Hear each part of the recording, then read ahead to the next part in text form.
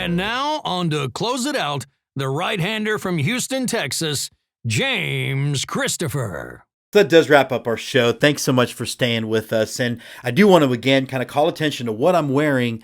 Some really cool St. Patrick's Day merch, and also what I got Jessica to wear for, again, the holiest day of the year, according to my mother. So again, I'm wearing the Chicago Dogs St. Patrick's Day ball cap. I'm wearing a shirt that says top of the inning to you from the Irish American Baseball Society. I am a member. You should join too. And we also have, for Jessica to wear, the Peoria Chiefs St. Patrick's Day hat that comes with the shamrock on the side. And again, that's super cute. Got to pull the ponytail thing through. And then we also have from the Savannah Bananas. It's actually my second or third year having it. They still sell it, so I recommend checking it out.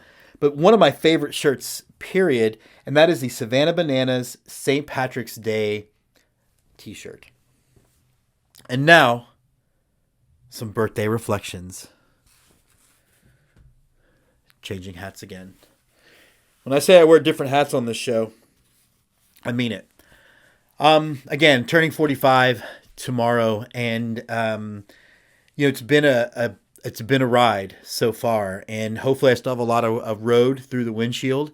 I know there's probably more through the rear view, and that's life, and that's an important thing we all have to do and come to terms with. When I think about how lucky I am, I spoke before about things I've accomplished. Military, promoted pretty early, building a film company out of nothing, building a film festival out of nothing.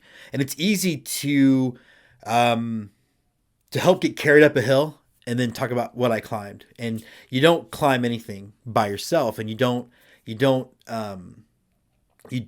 accomplish things without having good people in your life. And I think when I think about the legacy of what my first 45 years has been, it has been some of the best people in my life. And, I always want to name people. I want to give shout outs, and I know that I'm always going to mess things up and forget some people that absolutely should be included. And when I think about, when I think about the show, right? If I look at the Let's Get To life, I couldn't have done it without Andy, Scott, or Tim, who do way more behind the scenes than anybody can possibly imagine. I couldn't have grown the show as far as I have without the Hitter Sports, who I've never met. But the guy has been so generous with helping people get past the fact that I'm an Astros fan and actually listen to what I have to say, both about baseball and about the Astros. I couldn't have done that without him, or other people on social media like Erik the Peanut Guy, or Hardy the Hat Guy, or Spencer, or Paul Caputo, who have helped grow our show. And I couldn't have done the show. Andrew Nelson, who I've met one time, met him on Twitter, became a collaborator. Jess Canaster stumbled into his booth. So for Let's Get To grow, I couldn't have done that without anybody, without any of those people, and so many more. And everybody that, I wish people knew that anytime someone likes or shares, it means, I recognize it as a thank you needs to be given.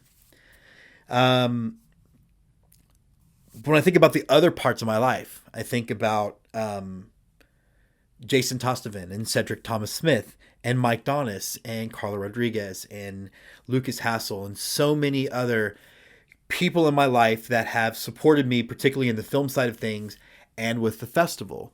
And I mentioned those 4 or 5 guys because counting is hard. I'm 45, everybody. The mind's the first thing to go. But I mentioned those guys first because I felt like in my late 30s into my 40s, those are the most important male relationships that I've ever had. And it does mean so much to have brothers like that, and I'm obviously very close to my brother Tim, but to have other brothers that maybe don't share blood, but share soul. And I think that is what matters even more. I'm fortunate because I have a beautiful, smart, and amazing and strong. And I even hate that I put beautiful first because you're not supposed to do that. And I get why.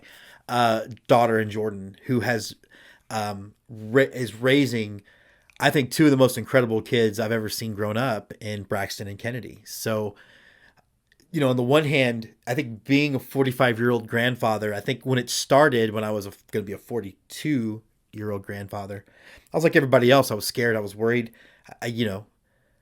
But now it's like I'm 45 and I can do stuff with them, and they're great kids. Like I'm loving that opportunity. And I think the other thing that I can't thank enough, first of all, it's been an incredibly awesome birthday week that Jessica has been planning for months. She actually wrapped all the presents about a month before it started and put them on the fireplace so I'd have to look at them. My wife, Jessica, has been the most incredible partner anybody can ask for. And I often wish that I would have met her earlier and we could have started this journey earlier. And I know that that's not, we shouldn't do that because things are different and things end up, things happen the way they're supposed to happen. She's a big things happen for a reason person, but she is my light, my life. She is everything I need in this world. I don't actually want to spend very much time with anyone else but her. And I think after 20 and a half now years of marriage, that's the best gift that any guy could ask for. So I love you, Jessica. And again, the fact that this show exists has as much to do with you encouraging me never to give up on anything as anything else. So that is our show. I hope you have a great week. Enjoy your St. Patrick's Day. Those of you who are on spring break, there's still a virus out there. Put a mask on.